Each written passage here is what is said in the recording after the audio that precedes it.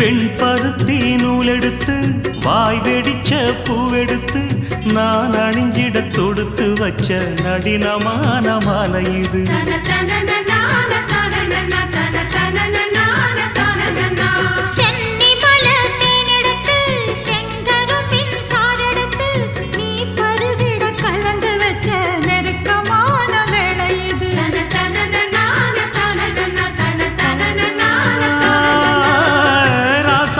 உடம்பிருக்கும் ரவிக்க துணி நானாக அன்னாடம் சூடி கொண்ட ஆசை வச்சாகாதா.